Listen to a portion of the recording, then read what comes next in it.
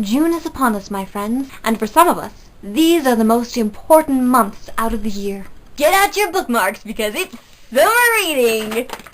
Are you ready for 3 months of glorious reading abandon? Or are you having trouble finding something good to read? What about a themed read? Every year the library puts on a theme for the summer reading program, so I thought it would be interesting to give you correlating book suggestions instead of the overdone, re-quoted bestsellers list.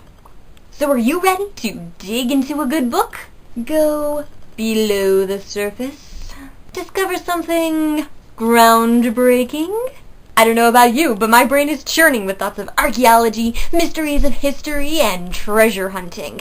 Let's go the archaeology route in adult fiction with Elizabeth Peters' Amelia Peabody mysteries, set in the late 1800s with a feisty Egyptologist heroine. I've only read the first book, and all of my previous correlating reviews are linked below, but I found it enjoyable, rich, and quite informative as to the practical uses of a parasol.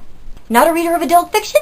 No worries! You can still get some great archaeology-themed mysteries in the middle-grade Finnegan's Wake series by Michael Dahl. If anyone had told me that someone pulled off not only entertaining but believable murder mysteries for 12-year-olds, I would have thought they were crazy. But these are great! And kid-friendly. I feel like I'm doing an infomercial. And since we're talking archaeology, I might as well throw out the Kane Chronicles. Rick Riordan's second phenomenal young adult series might not contain actual archaeology, but it's chock full of information about ancient Egypt. And for some reason, Egypt is synonymous with archaeology in my mind.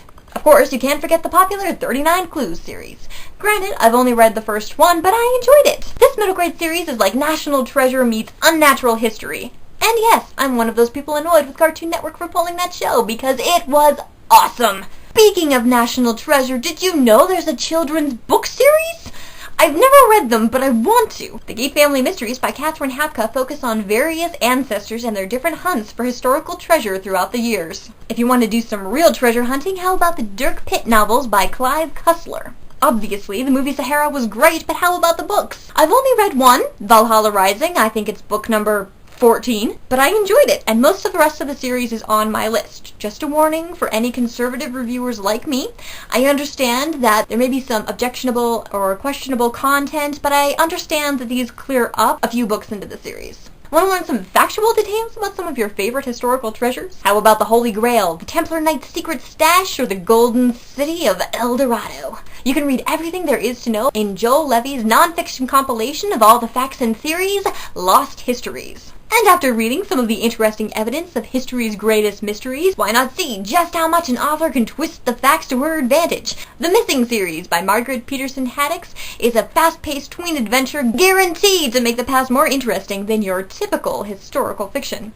But wait, there's more! Why not expand your reading horizons by going below the surface with Jules Verne's classic Journey to the Center of the Earth? Now, I haven't read this one yet, but I have seen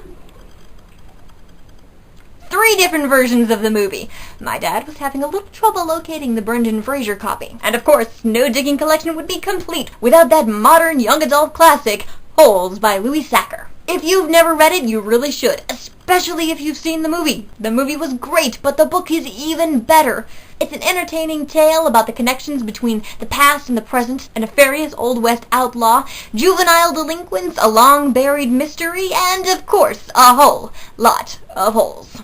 That's it from me, and if none of these really tickle your fancy, I'm sure you won't have any trouble finding something interesting to read. All you need to do is look. There are libraries, shelves and shelves of books just waiting for you to pick them up, to love them, and to hold them and read them. If you're looking for something specific, why not ask your local librarian? Those people know their books. Enjoy these months of summer reading paradise, and I'll see you on Wednesday.